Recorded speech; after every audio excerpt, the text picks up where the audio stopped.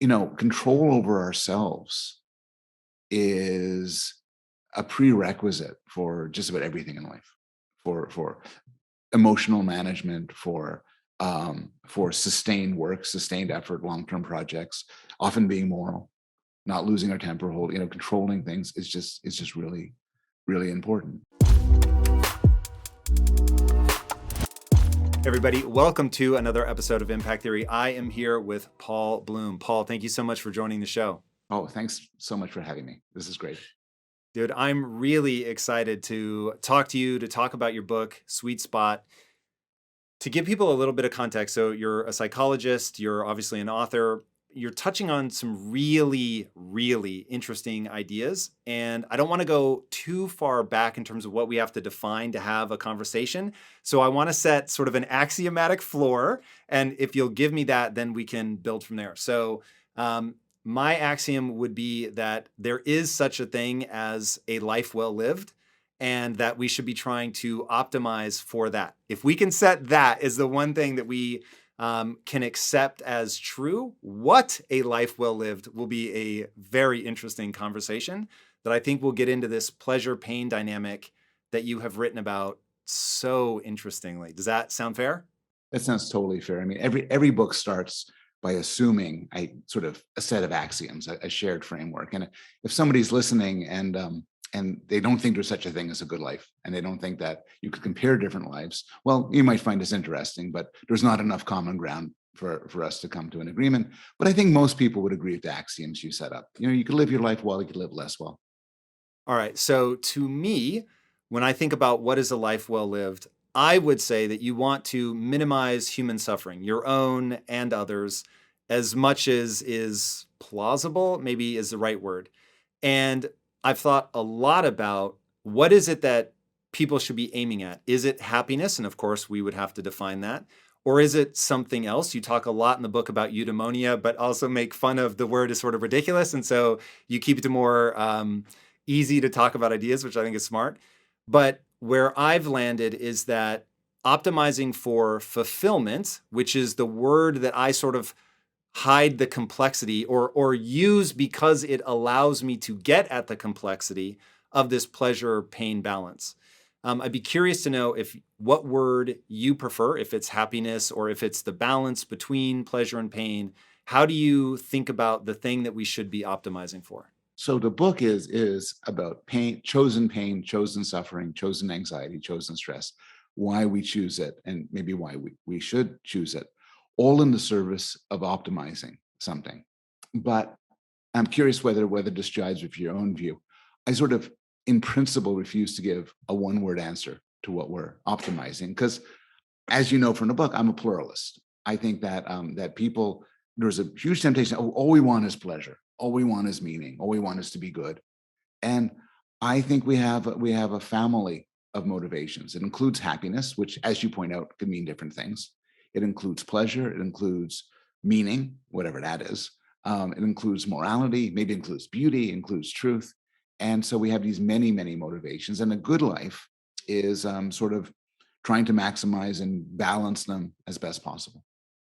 Okay, so the reason that I feel comfortable, so I actually normally will tell people, and this has evolved. I used to just say fulfillment, and I have a whole sort of formula of what that is, and I'll go through that in a second. Now I talk more about joy and fulfillment because let me define fulfillment, and I'll tell you why I've started appending joy to that.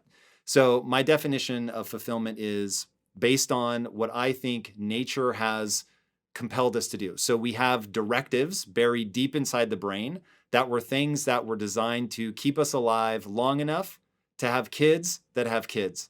And so it's like, okay, if that's my directive and I, have come up over hundreds of thousands or even millions of years of evolution, sort of depending on where you start that clock, I have been in a very different environment than the one that I'm in now, but to understand how these things would have been useful to keep me alive, on the savannah, it becomes very interesting as a way of recognizing why I feel compelled to do certain things.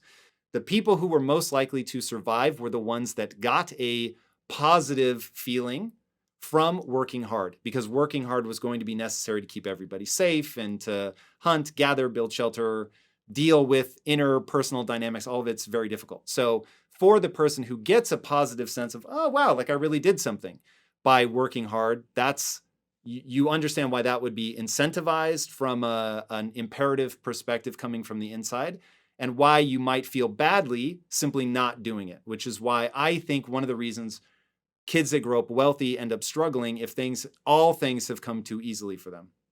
So you work hard, but you're working hard towards some goal that's exciting to you and honorable. And by honorable, I mean that it elevates not only you, but the group. So basically, you become an individual contributor to the group. And if there's nothing that you uniquely can supply to the group, you will feel that absence. And you will conversely be rewarded if you are individually contributing to that group in a way that's unique to you. And so you put that together, you work really hard to gain a set of skills that have value to not only yourself, but to the group. That to me is fulfillment. Now, because I think you can sort of get into a death spiral of just work, work, work, work, work, trying to be valuable, that you end up not necessarily having enough fun, and optimizing for the moment to moment pleasures in some sort of balanced way seems important. So that's why I put forward those two ideas. How does that jive with your research, with your experience?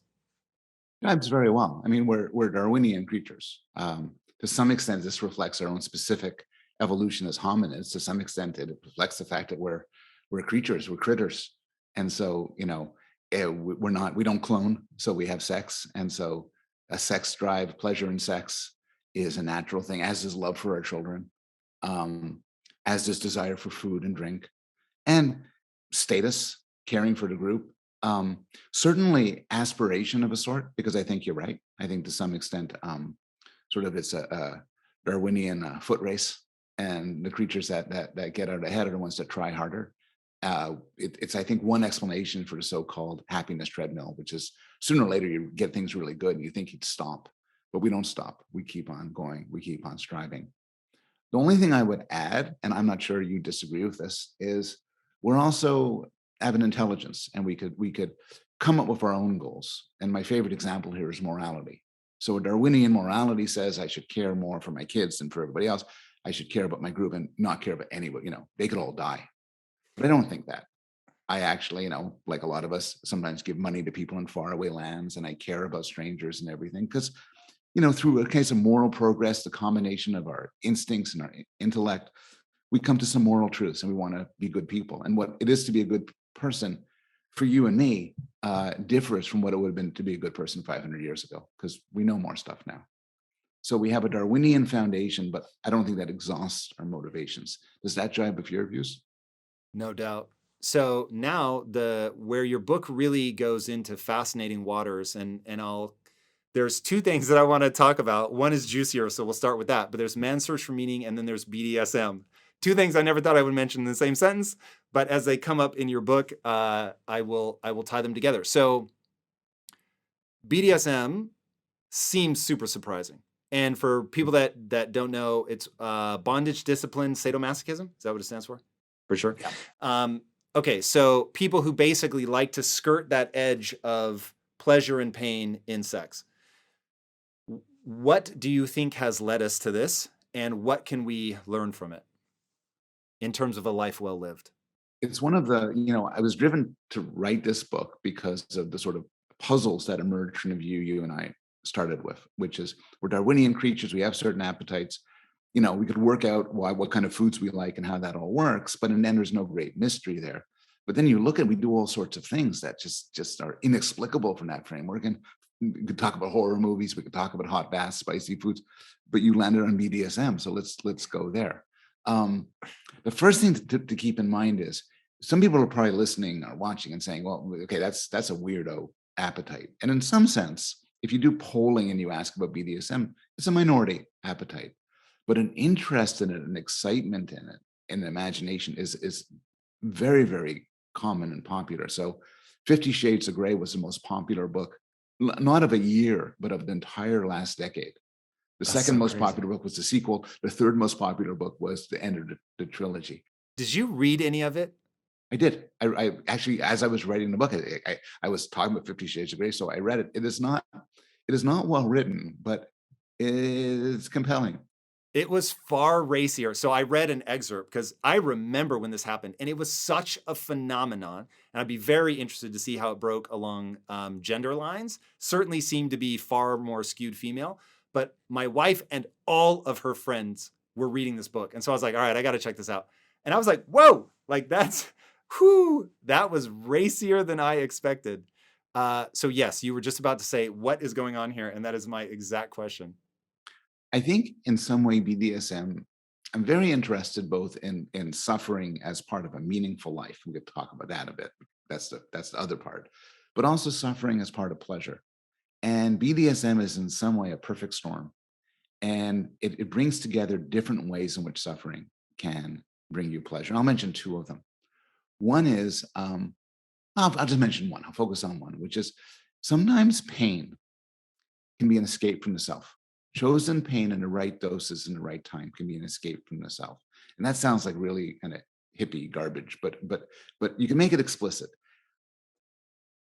If we're often in our heads and it's uncomfortable, we're thinking about the future, we're mulling over the past, we're very conscious of our bodies, we're conscious of how we look, we're conscious of this voice in our heads.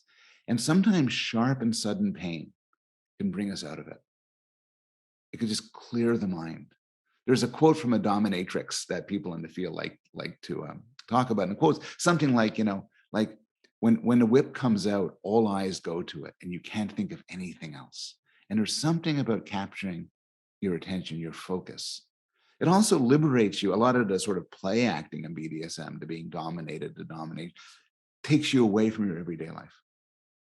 And one thing to stress here, which is really important, I wrote something, a summary of this in the Wall Street Journal, my book, and I got an email right away saying, "You are the worst person in the world. I can't believe you were saying suffering is good. I live in chronic pain. Suffering is the worst thing in the world. You're like a monster." And my response to that is, I'm talking about chosen suffering. And this is really clear for the question you're asking. BDSM, which often involves sex and involves domination, involves constraints, is a source of pleasure because it's chosen. And in some sort of second order way, you have control over it. Take the very same things that show up in BDSM, take them outside of the domain of consent, and they're the worst crimes ever and give no pleasure at all. But something about receiving pain, pulling away from yourself under the proper sort of self control, we find really pleasurable.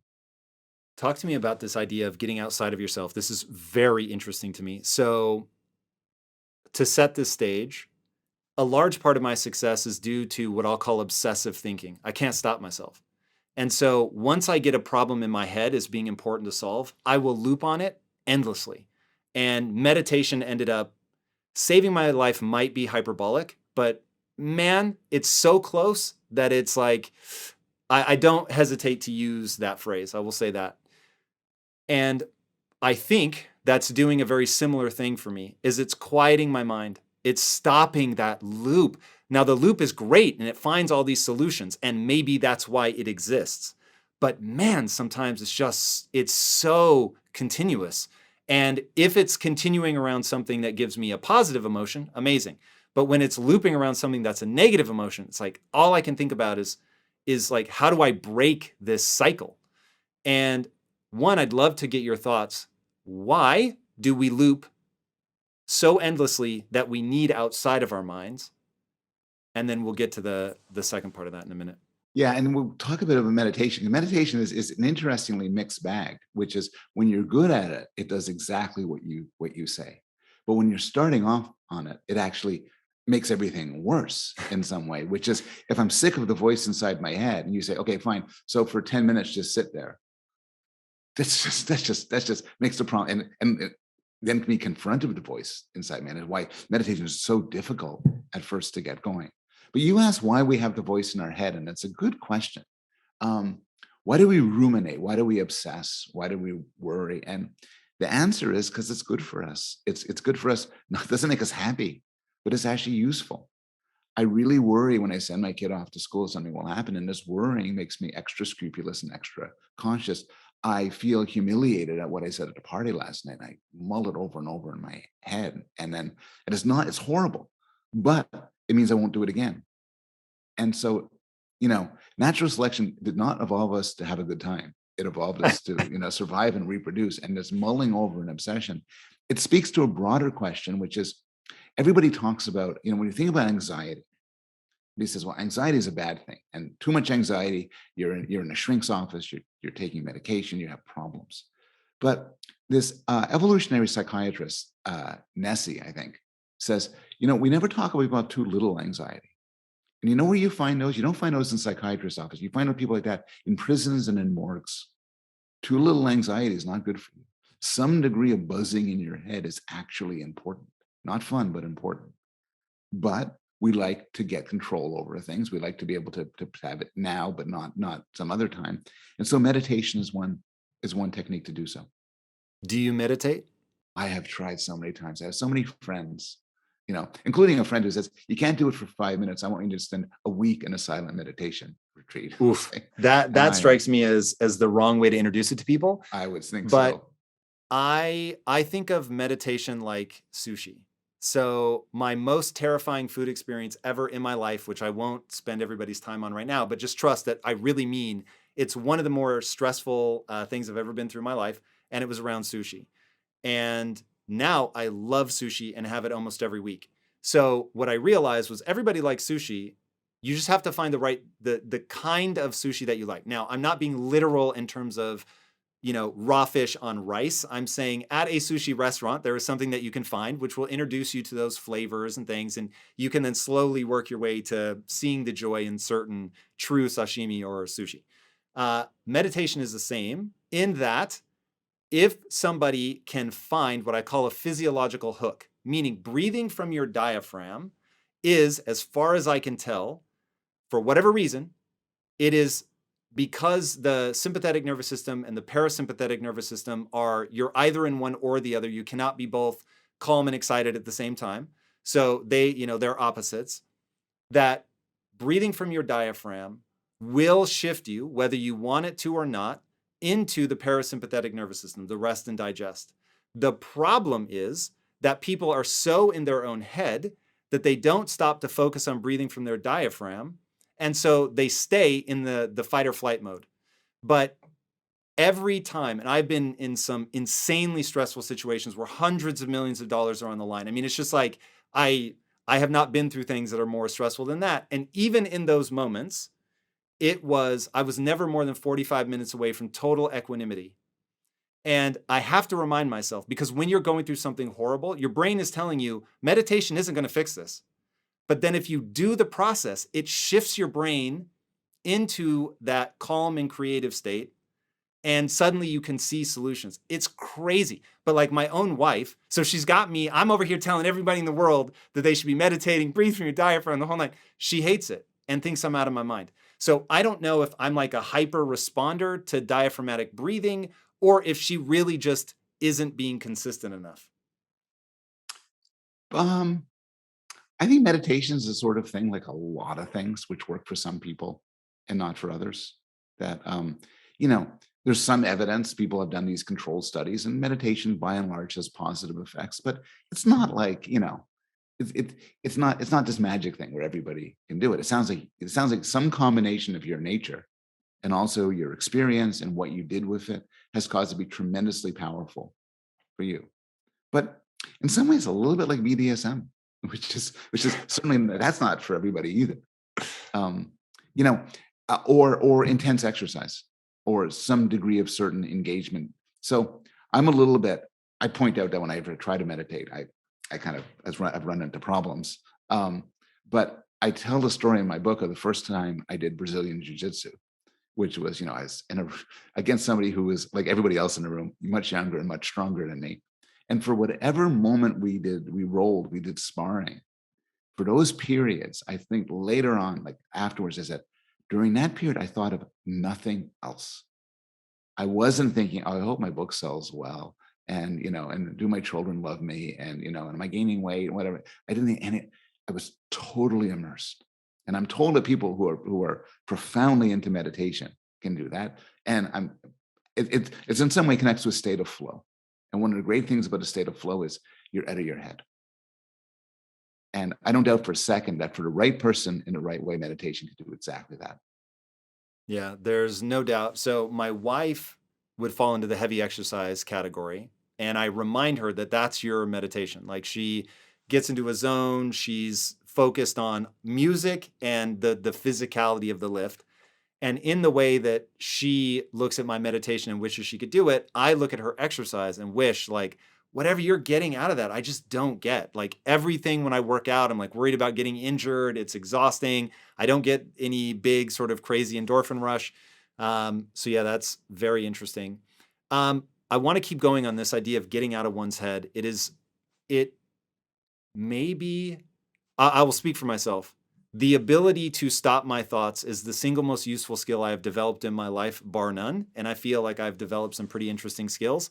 But that one is, it is directly correlated to my ability to not get overwhelmed and to reach for big things in my life. Because there were times where I was heading towards overwhelm just like anybody else or burning out or whatever. And I just learned different tactics to be able to get my physiological symptoms to zero. So my blood pressure back down, my heart rate slowed, my mind not racing. And those things end up becoming incredibly important. And I think are exactly tied to getting out of negative rumination. So sticking on the BDSM theme, when I was reading your book, there's a documentary called Sick, The Life and Death of Bob Flanagan's Super Masochist. Have you seen it? I have not. I do not have much of a stomach for these things.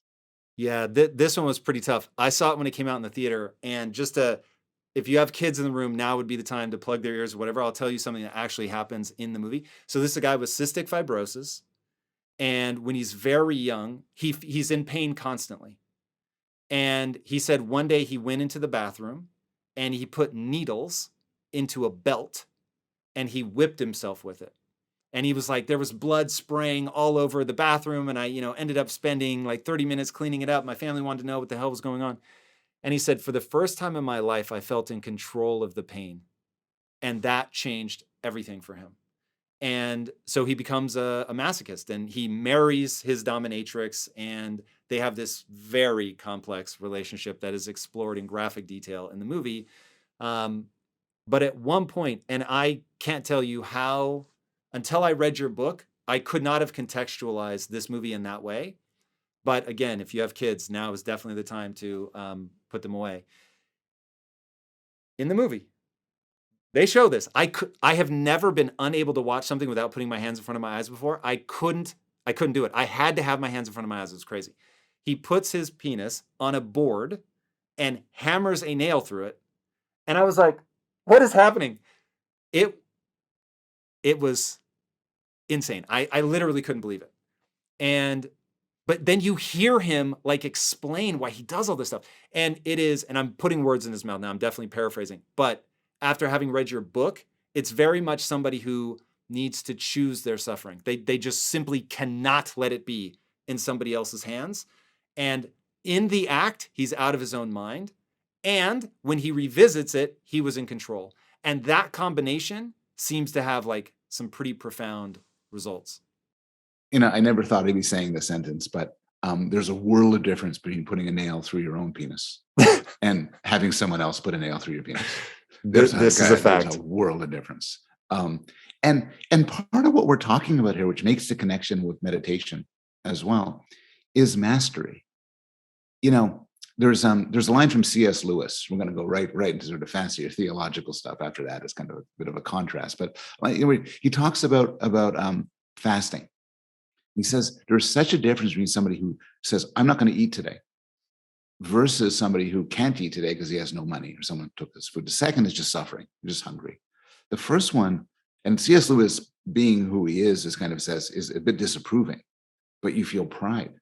Look what I'm doing. I'm controlling my appetite. I'm a master of myself. And the guy you're talking about in the movie, it's not a direction I would take it, but there's a sense of I'm doing it to look at what I'm doing. Look at my control over things. And sometimes the purposeful self-infliction of pain, usually a lot more mild than that, is a way of asserting control, not only over your environment, but also over yourself. What do you think about the pride of mastery in that? Um, I'm not. I don't. I'm not a Christian in the way C.S. Lewis was. I don't actually think there's such a problem with pride. I think mastery is a very useful skill. It's actually, you were talking how proud you were of your own meditative skills. That's one example of it. It's worth being proud of. It's worth being proud of, and we're talking about it, and it should be, and it should be respected. Um, I think, control over ourselves is a prerequisite for just about everything in life, for emotional management, for sustained work, sustained effort, long-term projects, often being moral, not losing our temper, controlling things is just really, really important. And so the mastery we find when we deal with self-imposed pain is yet another instance of it. And something, we're talking about pain, self-imposed pain, as if it's some sort of weird, freaky, separate thing, but it includes somebody who's training for a marathon, who's climbing a mountain, who's engaged in a long and difficult musical performance, where maybe the pain isn't so physical, but it's effort, it's difficult. Um, and I think if you can't do that, then your life is to a large extent incomplete. So to that point, how do you deal with, this is one of the reasons I chose not to have kids. Um, it seems necessary that kids suffer in order to grow up strong and resilient. And I worried that I would find so much discomfort in either having to create artificial ways for them to suffer, or that I would want to make that suffering go away at all costs. So, how do you deal with that? How do you, or do you agree that kids need to suffer to grow up well? Maybe that's the right way to ask it. The evidence in that is unclear. There's some reason to believe, and I review this in my book, that the lucky minority of people who grow up without any strife or any difficulty, um, in some ways turn out a little bit worse. They have lower pain tolerance or tend to catastrophize. They're it's there's just a few studies on this. I mean, here's one way to look at it, which is no matter how wealthy, pampered, protected we are, life is going to contain a lot of suffering. You're going to love somebody who doesn't love you back. You're going to try for something and fail. You're going to be humiliated. Certainly, I'm not being a relativist here. If you're born in poverty, if you're starving to death, that's much worse than being wealthy and protected. But even the most pampered, protected people, their lives are full of suffering. We're mortal. Our bodies, our minds fail us. So your kids, no matter how loving and protected you would have found her suffering, most likely. Yeah. How do you deal with that though? Do you give them the space to suffer? Do you try to come in to mitigate the suffering? It's really hard.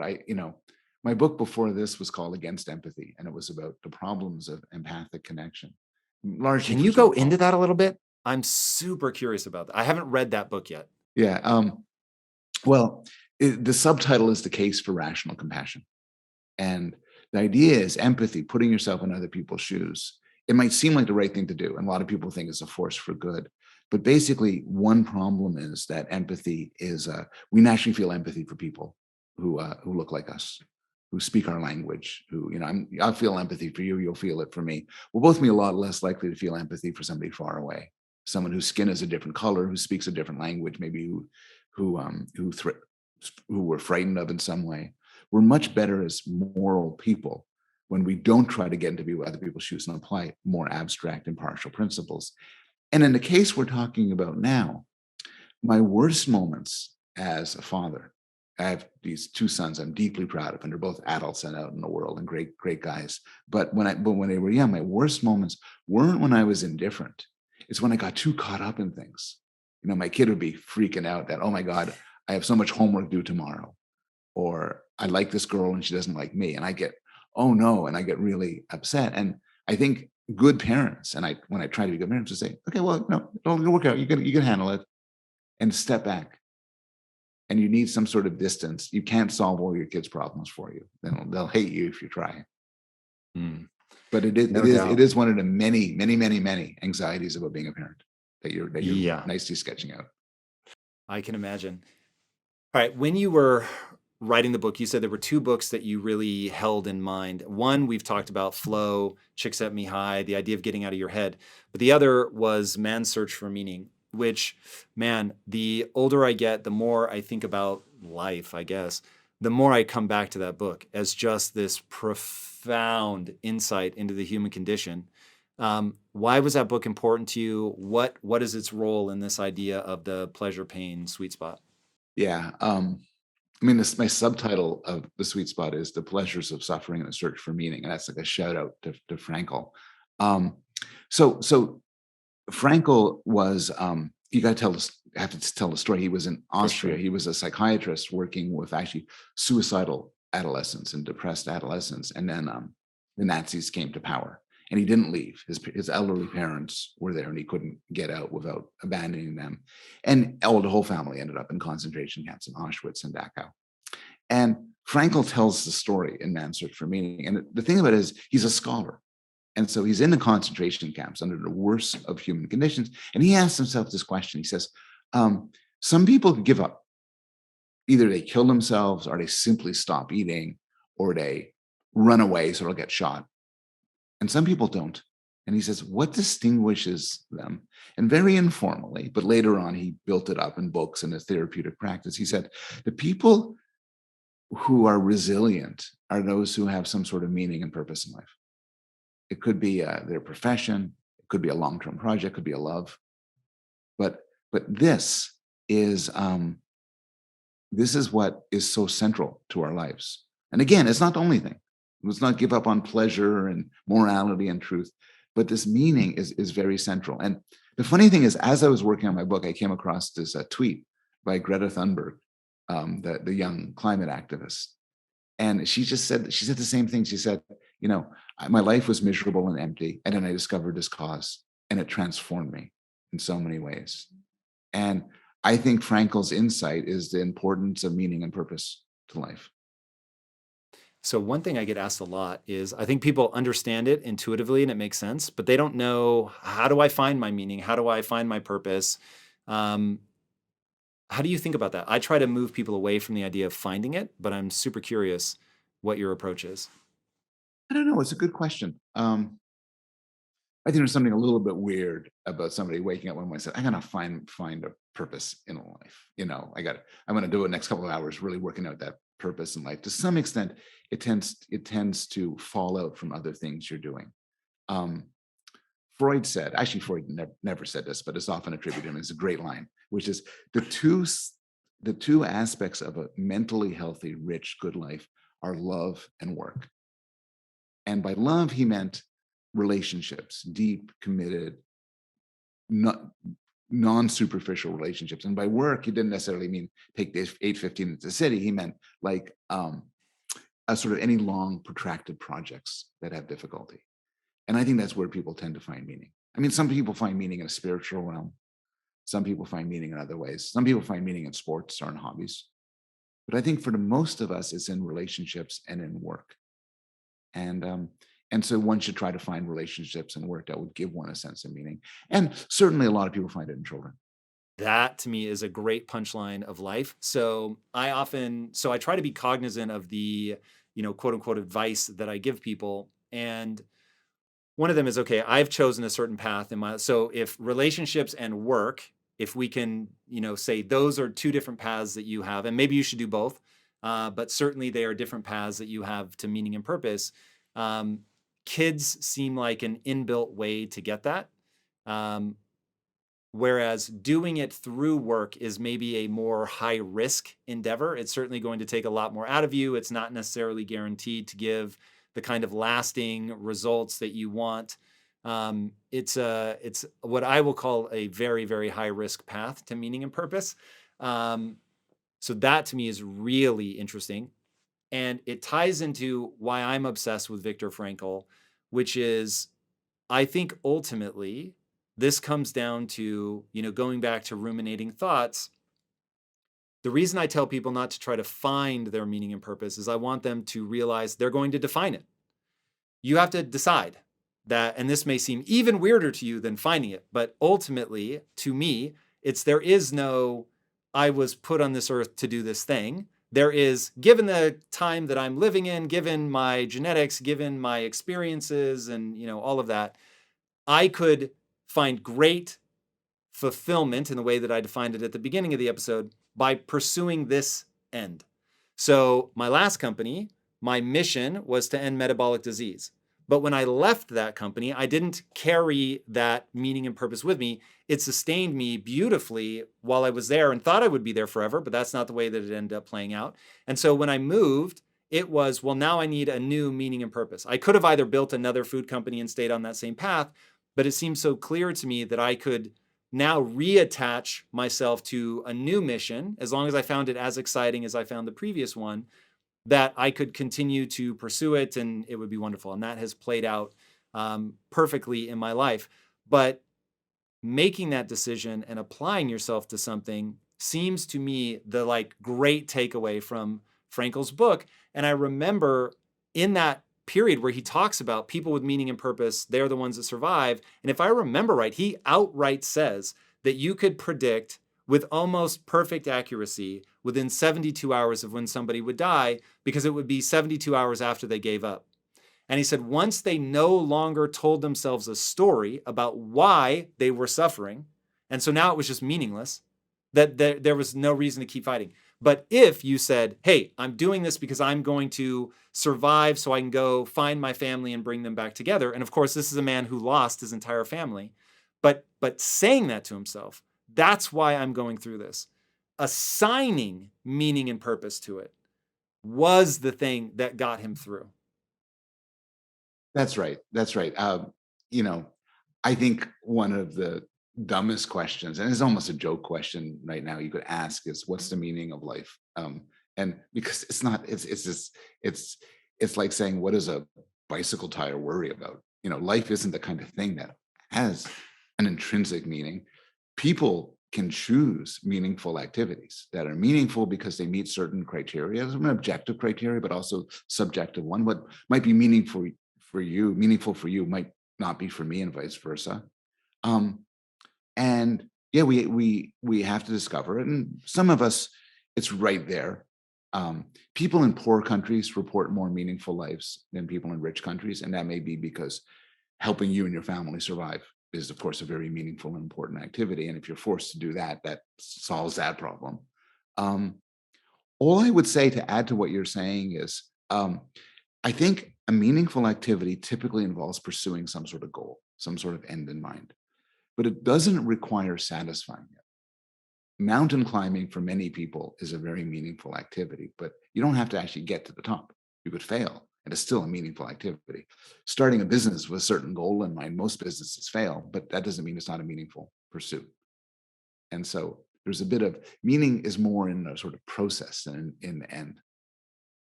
I agree with that violently. I think that that is the big mistake people make, is they tie their identity to whether they achieve the outcome or not. And to your point, most businesses or most grand pursuits are probably going to fail. Certainly most businesses do fail. So how do you think about helping people conceptualize that idea? I imagine in writing the book, you want it to be a framework that people can think about and use to some advantage in their own life. So how do you, now that people have this information, there's pleasure and pain, there's, this balance in here, meaning matters a lot. How do people use that in their life? What is the utility of that idea? I wouldn't mind if people find my book useful. I hope they do. But I'll say something sort of uncharacteristic for a book author who wants people to buy his book, which is, this isn't a self-help book. This isn't a book that you'll read and it will, tell you what to do. I'm more kind of interested in what's going on with people and what Just out gives of raw people pleasure. fascination?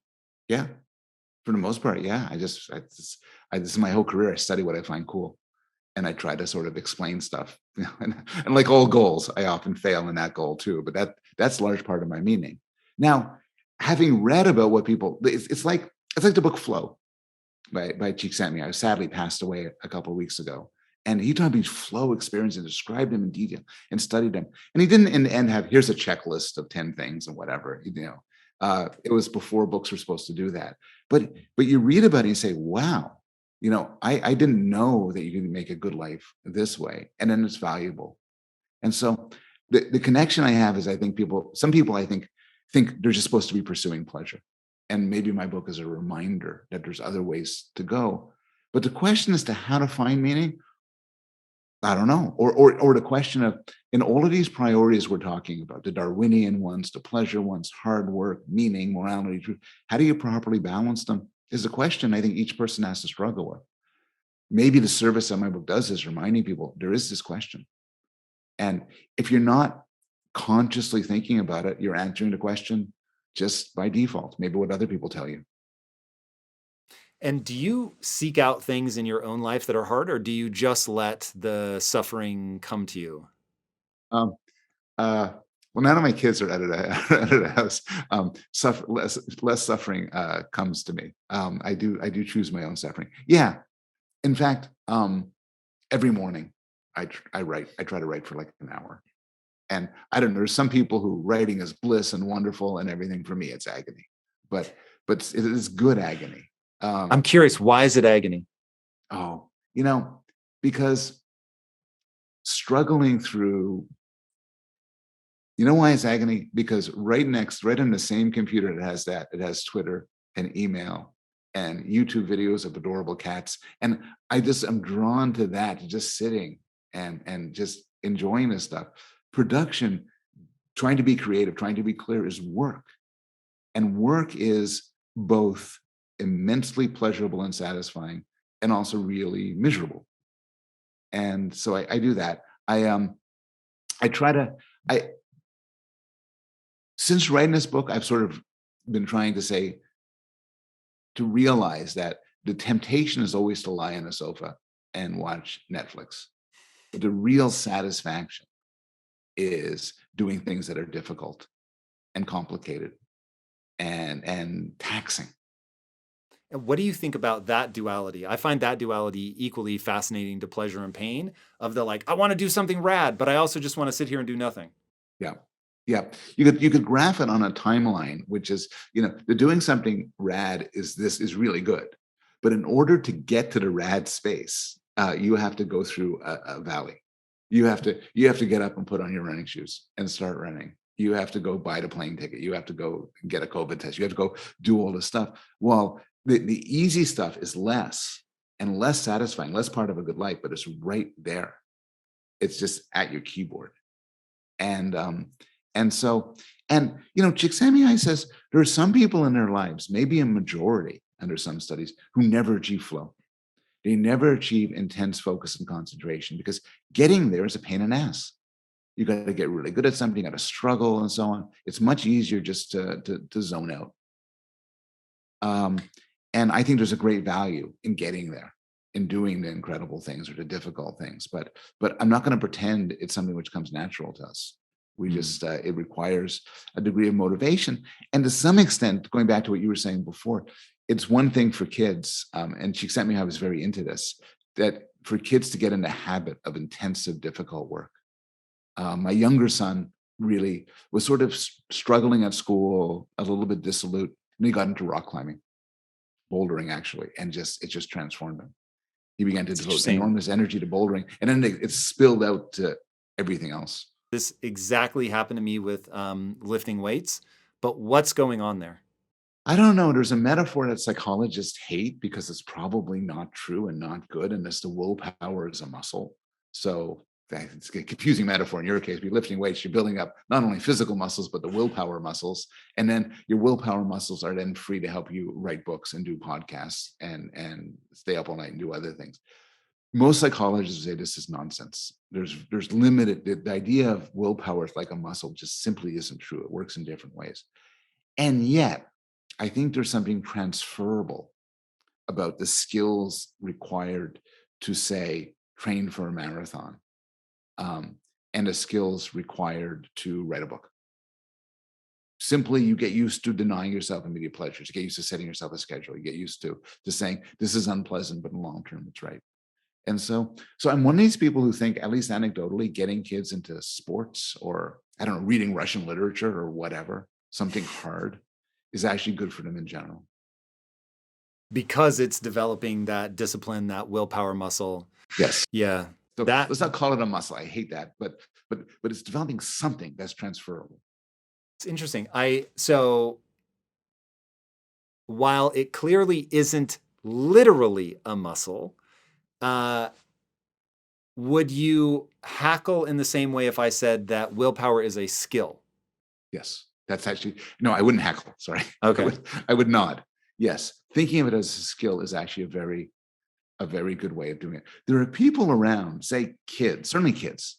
I'm a developmental psychologist, my day job, so I study kids. There's any kids who have no idea what it is to sort of get to work on something. It's just not. It's just, and and it is a skill. You have to learn it. Um, and um, and then there are also I've seen adults who are really good at it, who have a sense of discipline. And it's easy to dismiss it and say, oh, they have this gift, like they're taller than me or better looking or stronger. That's just the way they're born. But it's actually they have a gift like being good at the piano, which is, genetics probably play some role, but then you work on it, you practice it. And I think discipline is like that. And and part of it brings you into an intimate relationship with pain and difficulty and anxiety and struggle. And feeling good about it.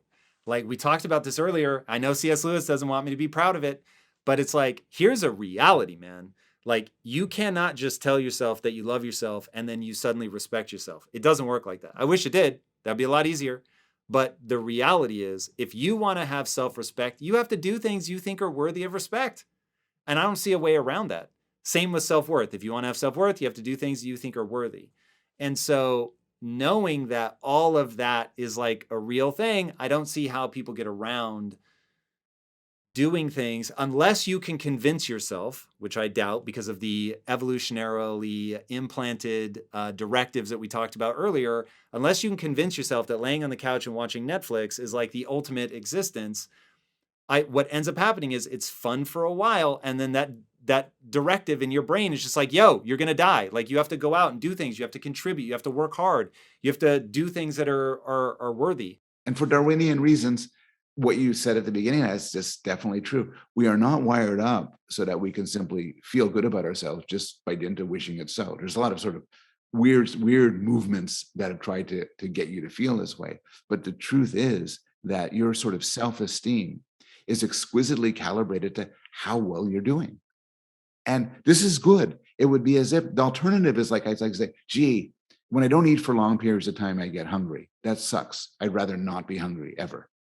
Well, I might rather that, but it's stupid. Being hungry is really good because it motivates you to eat when when your body's running out of food. Well, same with your sense of self-esteem and self-worth. It's good that it's calibrated to the world, because otherwise you think I'm terrific.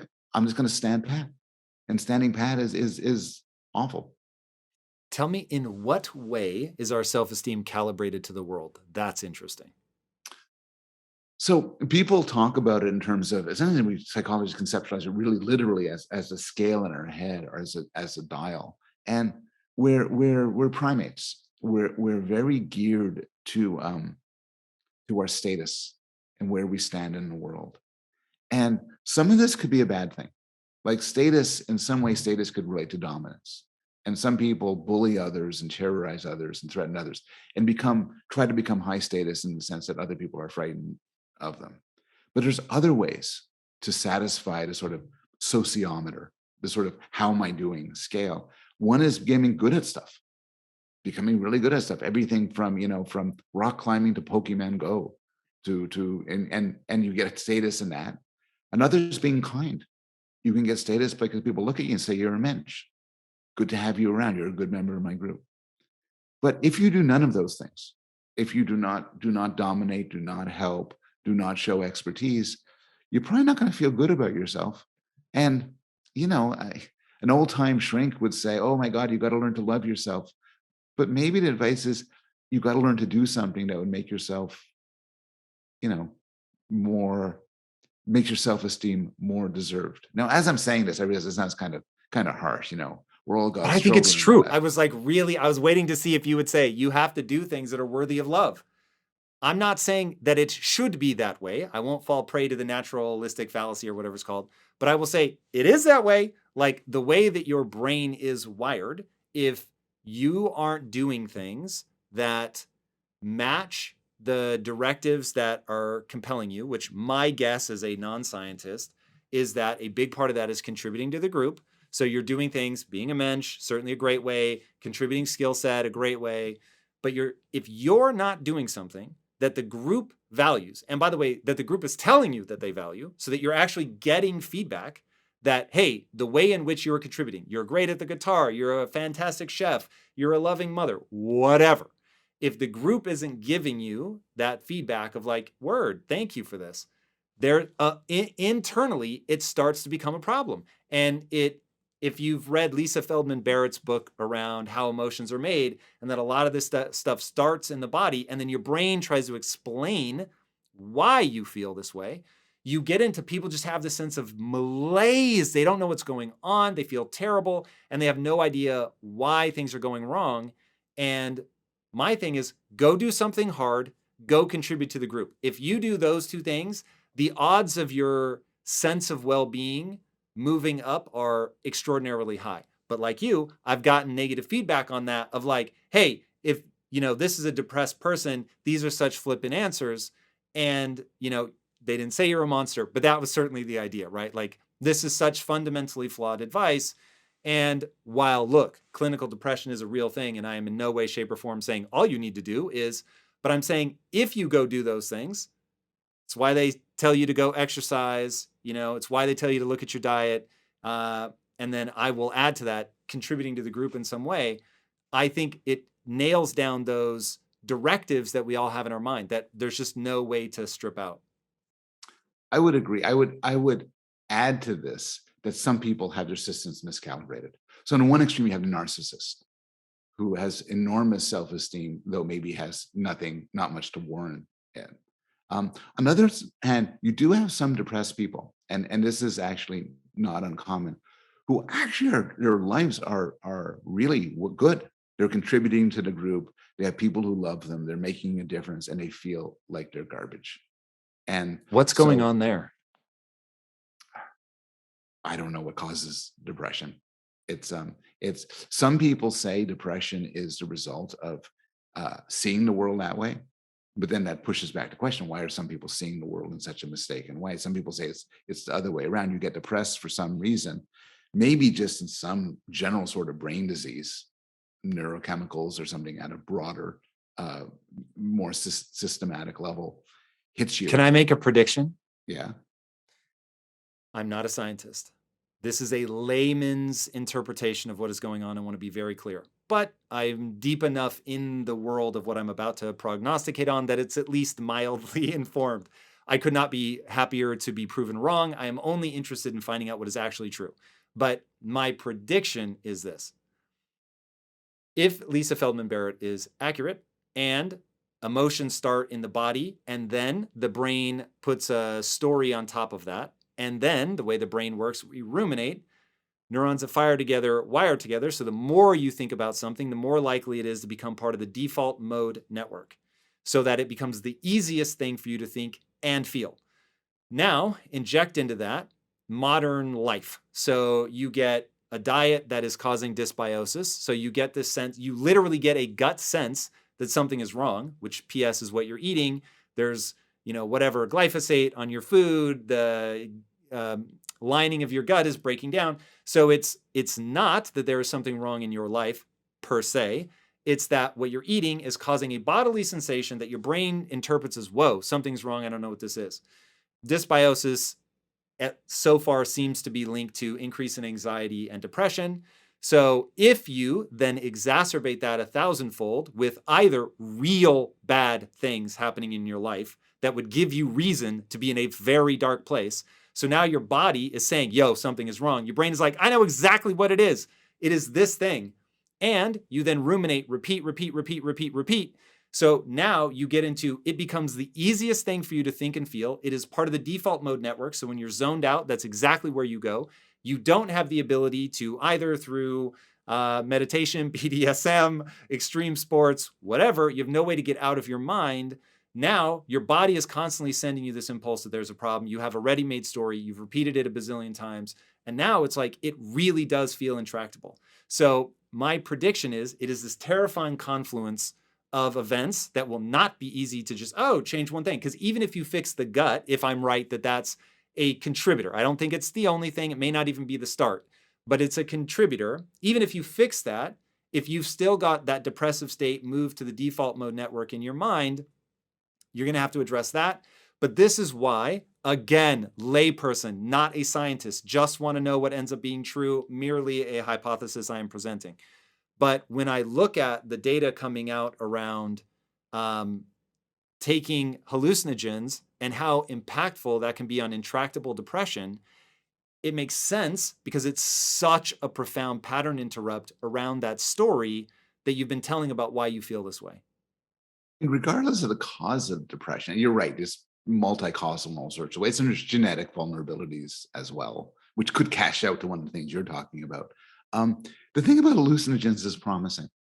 I think you got to be cautious, because if you've been around for any amount of time, you guys, there's enormous enthusiasm about something, and then it's never so exciting. But your story of what it does, the claim about hallucinogens I find most convincing is it resets your priors. It kind of your priors. So a lot of people think this in terms of it's called Bayesian probability, but the idea is you look at the world and you see it in a certain way, not as the world is, but filtered through your expectations and your beliefs and your background, and that's necessary. Otherwise, you wouldn't perceive three-dimensional objects. You wouldn't be able to see the world properly. But for some people, it gets skewed, and in some way, depressed people almost literally see the world as shit. Because they see the world, they see everything is negative, everything is terrible, and it's like hallucinogens wipe through it. And to the extent we're possible of doing this, we're capable of doing this as physical beings. It sets everything. It sets everything to zero, and so it sort of resets. It reboots the whole system, and in some way, it's a factory reboot, for better or worse. Now, most of us experience that temporarily if we take hallucinogens, but I would put. By the way, I'm a huge fan of Lisa Feldman Barrett's work, and I think she has a lot of real good insights. I think to some extent emotions start in the body, but plainly in some sense, emotions are often much more Darwinian than that. So, a good example is embarrassment. Some people blush when they're embarrassed, but the embarrassment comes first and then the blushing. A lot for anger, you feel you register you're in a situation because then the anger comes. But once you have the feeling, you could interpret it in all sorts of ways. Yeah, that's what's interesting to me. And agreed. And one of the key takeaways of your book is, hey, things are a little more complicated than any of us want it to be. And you talk about the pluralism of like what's causing it, I think very well. And to make matters more complicated about how emotions are formed, you can think yourself into a problem. You can actually think yourself out of a problem, which isn't easy. I'm going to say something. I've never said this out loud before. I have no idea if you're going to understand what I'm saying or if this makes any sense. It's maybe too early in my own figuring out of what this is. I have for a long time believed that one of the things that has helped me be successful in life, because I don't consider myself gifted. I'm not unusually bright. I've had to work really hard to achieve the things that I've achieved. I've had to fail a lot, embarrass myself constantly. Like it's just a litany of mistakes and problems that I have just done one thing well on, which is self-soothe. And what I have found is I don't have a better analogy than the following, so I'm not yet at first principles, but I feel like I can shift gears in my brain. And I've heard the basal ganglia referred to as the gearbox of the mind. And so that was like, oh my God, that's exactly how I feel. Now, whether this is true or purely at the level of analogy, I don't know. But I can feel myself going to a place like overwhelm is a perfect one. I get asked about overwhelm all the time. Tom, how do you avoid getting overwhelmed? And my answer is always the same. I refuse to let myself get overwhelmed. So when I feel myself going and I feel that same sense of escalation that everybody feels, and it feels like it's winding up, it's a self-reinforcing loop, I just tell myself, I don't do overwhelm. And in saying that, I shift into a different gear. Now, that's what it feels like in my mind. It feels like I'm letting go of an emotion. I'm moving myself over to something different. And And the feeling that I'm getting, I don't know if that's a sudden shift in neurotransmitters. And because it is so fast. And so I suddenly feel different. I can feel like my blood pressure lowering. I can feel my anxiety lowering. That sense of things ratcheting up dissipates almost instantly. It's very interesting. Now, that doesn't mean that I can just say that and then take on more.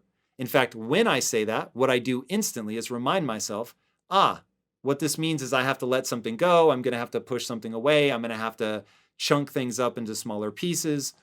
So it isn't I can carry an infinite burden, though that is part of what I have to tell myself to get into this different space. But I know that's a bit of a lie, so I don't want to confuse anybody. But what I'm interested in is that how fast that feeling dissipates, and I feel like I'm able to move over into a different gear, for lack of a better word. And I don't know if any of your developmental psychology, like, is there something there? What is that? Well, it's somewhere north of the neck, right? So it doesn't matter whether if I said, oh no, it's not the basal ganglion, it's the hippocampus or the hypothalamus, you would legitimately say, who cares? Like it's something that goes on in your very physical brain. And it sounds like just extremely useful skills, of which there's a lot of variation on how good people are at that. For many people, emotions are best controlled by changing your environment. That's interesting. Can you give me an example? Yeah. Well, it's I don't know, if I'm plagued by temptation to eat junk food, I keep junk food out of my house. Now, but there's some if I'm prone to anger in such a situation, I avoid that situation. You set up you try to set up your life so as it's sort of in a second order way, so as to elicit the best self you want to be. Other people are good at emotion regulation, and you're giving some wonderful examples of it. They're able to sort of exert top-down control over their feelings, and I think it's probably related to your meditative practice. I don't know if that which came first, but a lot of meditative practices is that sort of control over your thoughts. Meditation for me was far more mechanistic. The ability to regulate my emotions was more based on perspective.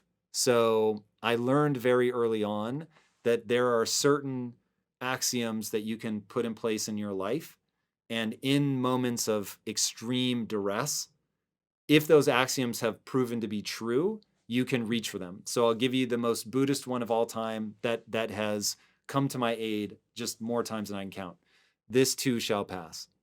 And in the depths of feeling like everything in my life is broken, I'm never going to get it back on track, I just remind myself, that this feeling is transient. And just remembering that feeling is transient, and no matter how horrible of a feeling it is, that feeling will go away. Now, meditation is often the thing that I use to make that feeling go away, but that's mechanistic. And so part of why I can't help but be a crusader for meditation is the following. I use video games to get out of my own head sometimes, and it's deeply pleasurable, and it's a really fun way to get into a flow state when you're going, because I play against other real people, to get into a state where you're just in the match, and it really is wonderful. But I don't use that if I'm stressed. So because playing the game actually gives me all the same physiological cues that stress does.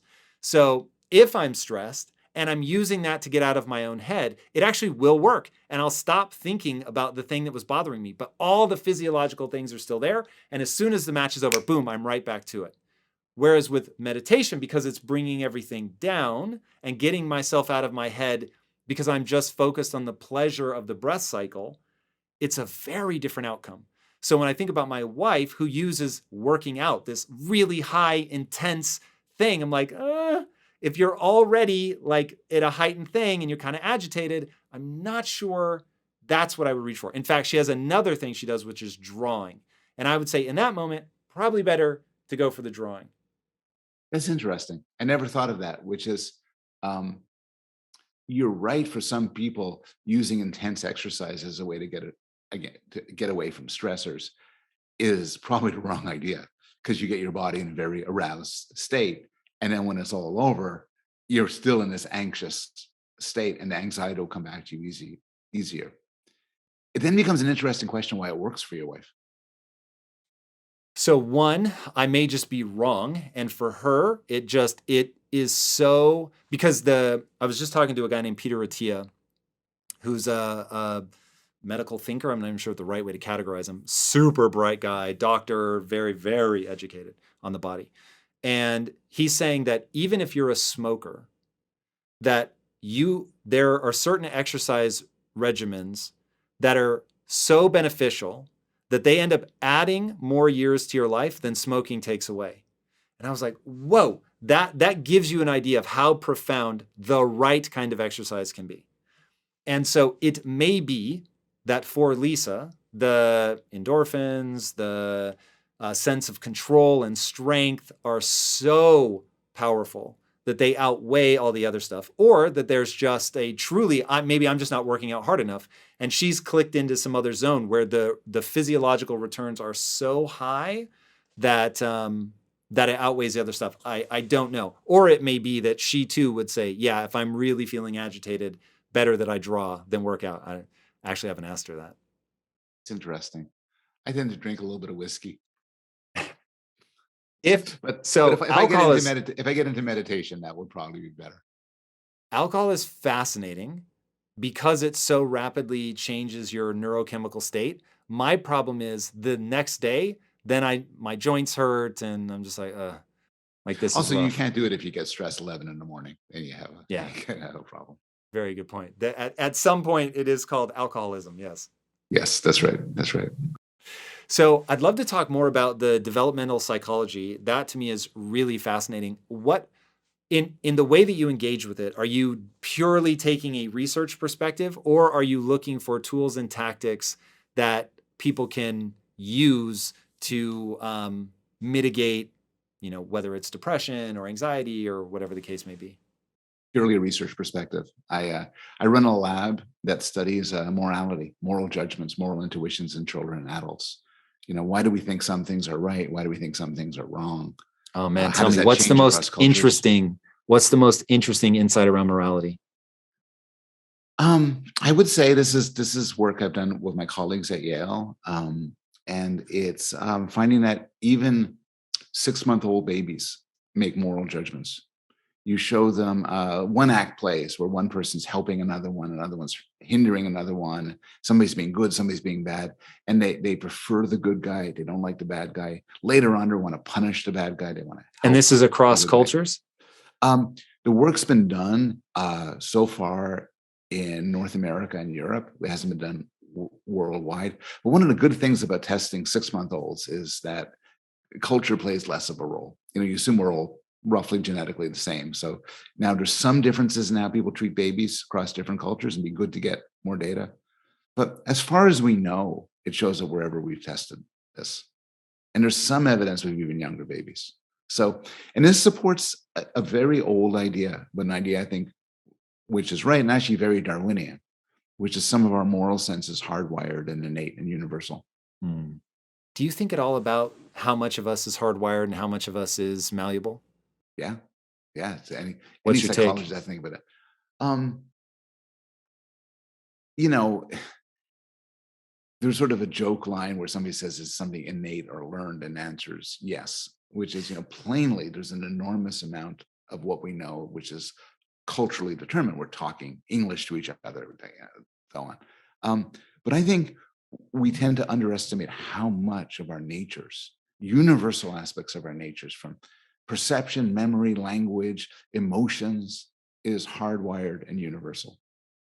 We look at chimps or rats or dogs, and we're very quick to say, oh, by nature they do this, by nature they do that. But it's not that we have less nature in us, we have more. It's William James's insight. you know Take all the instincts other animals have, humans have all of those, and 100 times more.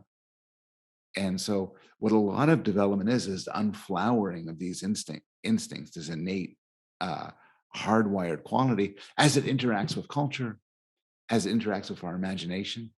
And for me, morality is a great case study of that, where there's a core morality, which is universal and innate. And then here you and I are, and we think slavery is wrong and racism is wrong, sexism is wrong. Hell, people 500 years ago didn't think that. So plainly there's learning and change.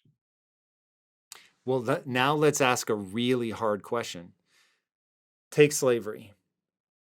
I could be wrong. I have not studied the history of all of it, but it seems to me to absolutely require the othering of somebody else for whatever reason. Um, that you could not view a slave as one of yourself, right?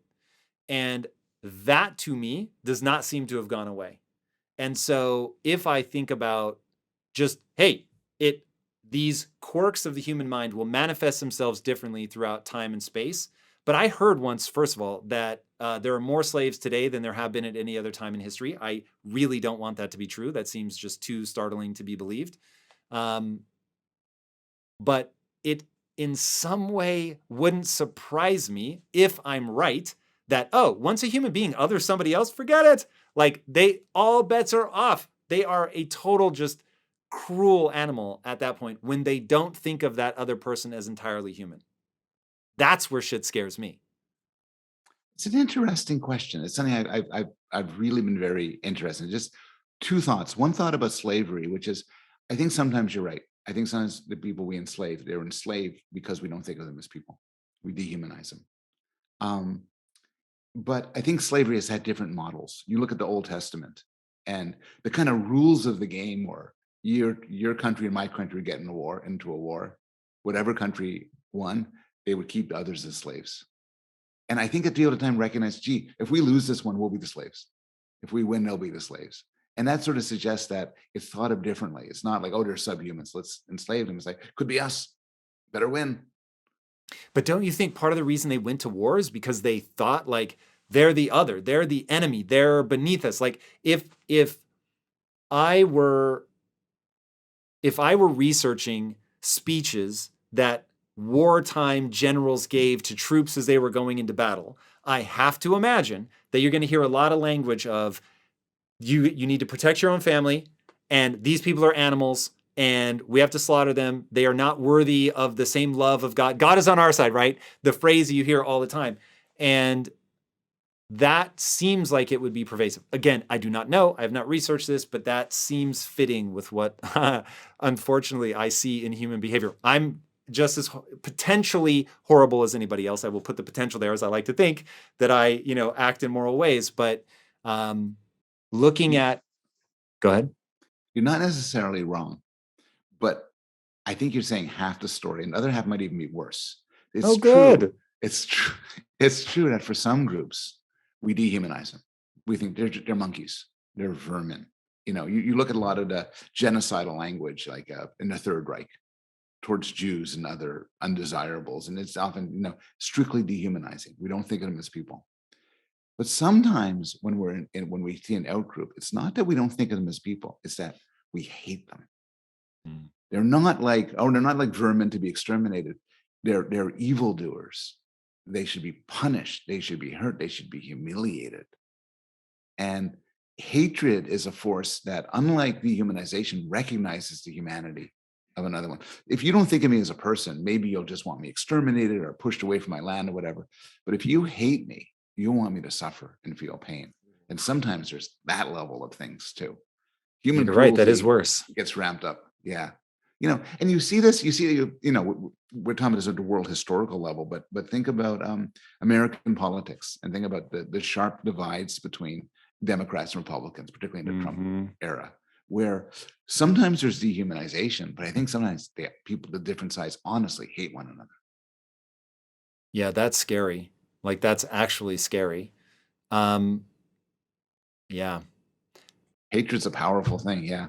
Hate is a very powerful thing. So, as somebody who studies the morality and what we find to be moral, do you think at all like about at the sort of population level? Like, how does this end up playing out? Is morality super subjective and it changes wildly from time to time, from culture to culture? Or are there sort of universal things that we can appeal to get everybody back to the table with love? Would be amazing. Yes. So there are universal foundations. Go anywhere in the world and slap somebody in the face for no reason, and there's going to be hell to pay. And, break a promise, try to That's have sex with a interesting. child, um, walk in public naked, disrespect the dead. A long list of things that everybody views as wrong. And then there's variation. Again, 500 years ago, you and I imagine think slavery is horrible. We think sexism is wrong. 500 years ago, it was totally alien views. And you fly to different places. Attitudes about gay sex sharply different. So what you have is you have a universal foundation, and then you have a lot of particulars. And I think what you're saying reflects a real deep truth, which is the way you can deal with moral differences between different groups is often going back to the foundations at which people agree on, which is a lot. And I think that's how sort of moral disagreements are often sketched out. You and I may disagree about, I don't know, about some law, about who to vote for president and everything, but we agree on enough because we're humans that this could provide a basis for us to sort of reconcile and work our way through. What ended up drawing you to morality? Why is that like the one that just really piqued your curiosity? It is in some way for the same reason why I just wrote a book on chosen pain and chosen suffering. So much of morality is surprising and puzzling.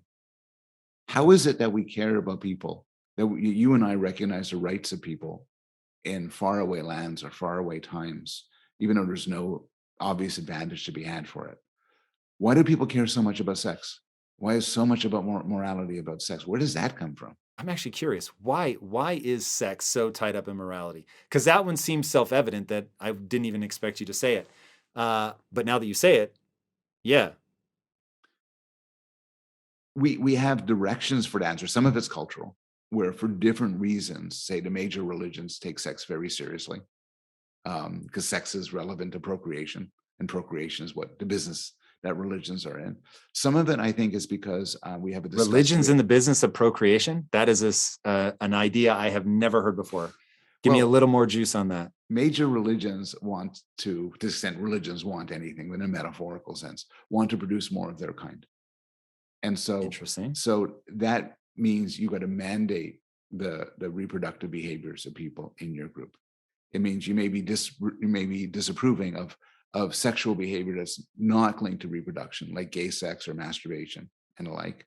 It will certainly mandate how reproductive behavior towards other members of the group, that you shouldn't sleep with other people from other groups because that leads to kids and so on. And so in some way, certainly Christianity could be seen sort of as a lot of the strictures make sense if you assume the desired outcome is more Christians, not more sexual pleasure, not more variety, not more fun, more Christians. And so too for other religions. And so you could imagine religions being very frowny about gay sex and masturbation and the like. Some of it is because I think an accident, a biological accident, that we have a disgust reaction to certain things. And weirdly, this extends to sex. A lot of sex that we don't like is disgusting. And a lot of times disgust transforms into moral disapproval. Jonathan Haidt has done some really nice work on this, where he talks about the link between disgust and purity and so on. But honestly, and I could say this about a lot of things, we really don't know. We don't know why across the whole world people get so mad about gay sex. You might imagine, we're both good Darwinians here, that people who are not themselves gay should want other people to be gay, because that means they're not competing. I should be delighted to find another man in my group isn't pursuing Actually, a women. really good point. So I should like send him flowers, give him gifts. Way to go. Be gay. That's great for me.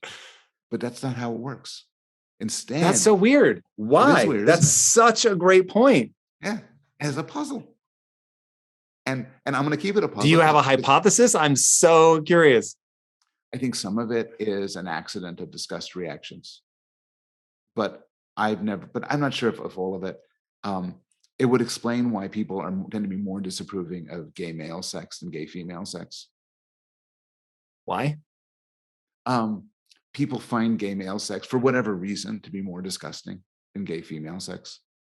Hmm. Your mileage may So vary, but interesting. there's just you just so Yeah, no, anyway. it's just so interesting. Your point about you should be excited because it means that you're competing with less people, and yet most people are not excited. That's that stumps me. I am actually now surprised that that wasn't the sort of response. And maybe you're right. Maybe it's just a sort of vestigial response. And then there's general puzzle, which is I'm a believer in moral progress. I'm not a relativist. I think that now many people I know, maybe many people in America, Canada, think people should be allowed to do sexually whatever they want as long as it doesn't harm anybody. And I think that's a moral advance. I think we've gotten better. And how is it that we've gotten better? How does that work? Is this really interesting puzzle? I've often wondered about that. So um, I'm not a historian of this stuff, but you hear enough stories that I remember as a kid, you hear about like Caligula and like the orgies of the Roman Empire, and you think, but wait a second, that stuff doesn't fly now. And me thinking about this in like the 1980s and 1990s, I was like, wait a second, how did we go from orgies to this? Like, isn't this supposed to be, a one-way sort of street of liberalization? And it just made me think there must be like reset points where people come back and say, no, no, no, that behavior is no longer approved. And so I was like, will it be this sort of grand circle of like, I happen to be living through this time where it's not okay, but that it's going to come back, and I'm going to hear about parties where people are doing like, what does that look like? Or are we just like, there's a bias? It would have been crazy back then. It happened, but it was crazy, and it's happening now, but it's still crazy. Like, have you thought about like, is it a one-way street? Is it a loop? Like, what is this? I think, and this is one thing I'm drawing upon people who have done work on this, like Steve Pinker or Robert Wright, that really it has been a one-way street, but with occasional, I don't know what you'd call it with the street metaphor, but occasionally it dips back. So it's like Pinker points out there's been this enormous decline through history in the rate of violent crime, and the rate of murder and rape and torture and everything. But this doesn't mean that each year it has to get better. So in the States, we're seeing a resurgence of violent crime for whatever, COVID reasons or whatever. It doesn't, and similarly, you can imagine retrograde movements where for a while it becomes worse to be gay, or for that matter, worse to be Muslim in America, or worse to be Jewish in America. But I think in the broad scope of things, at every point in life, it's almost always true to say it's better now for us, if we're sexual minority, racial minorities, than it was 100 years ago. Maybe not better than it was last year. Things get worse, but then 100 years ago. And in general, there is progress. Um, you know, as somebody who's Jewish, I'm glad I'm living in this century and not 100 years ago or 200 years ago. If I was trans, I would certainly believe that, and so on. Yeah, no doubt. Man, it's really interesting. It's so hard to take an appropriately broad look at humanity and culture and society and how they grow. You can get so overly focused on the moment that you're living in. Um, but it's so intriguing. Humans are so fascinating with the just collision of wants and desires and level of awareness of what you want. It gets utterly fascinating. What is something that you've learned about humanity that you have wanted to tell your kids about? It's an easy way to explain it. Oh gosh. Um, some of the stuff we we touched on before, but I'll amplify something that you said a little while ago, which is for better or worse, um, I think an inescapable part of, probably for worse, an inescapable part of humanity is breaking the world up into us versus them. And to the extent I would give concrete advice to my kids or anybody else, it would be to realize this and try to be on guard for it. If your immediate thought when somebody disagrees with you or is from the other team in some way is, well, screw them. I hope they die. I'm so much better than them. I'm so much superior than them. They are God forsaken, maybe literally. Recognize where that comes from. There's these studies with kids where they get everybody to flip a coin, heads or tails. And then they ask the kids who flipped heads, who do you like more? Well, I like the other kids who flipped heads. The kids who That's so flip crazy. tails, they're jerks. Get people to put on different t-shirts, red or blue, randomly organized. We immediately, it's called, this guy Tajfel a while ago called it minimal groups. And that's worth knowing about so we could try our best to fight it. Yeah, man, so bananas. Paul, thank you for coming on the show, man. Your book was so interesting to me, and that whole collision of pleasure and pain, pluralistic motivations, all of that stuff, I think is just endlessly fascinating. The morality stuff is also incredibly interesting. Where can people follow you, learn more about you? Um, my website's paulbloom.net, and I'm on Twitter at paulbloom@Yale. Nice. Is it Paul Bloom at Yale or Paul Bloom Yale, if I remember correctly? Paul Bloom AT Yale on Twitter. Okay, word. Yeah. There it is. My man. Sorry. Thanks for having me on. This was great. This was a wonderful dude, conversation. truly my pleasure. Guys, the book is amazing. Definitely check that out. But his ideas are far reaching. So be sure to go drink in as much of this man as you can. And speaking of things that are worth drinking in, if you haven't already, be sure to subscribe. And until next time, my friends, be legendary. Take care. Peace.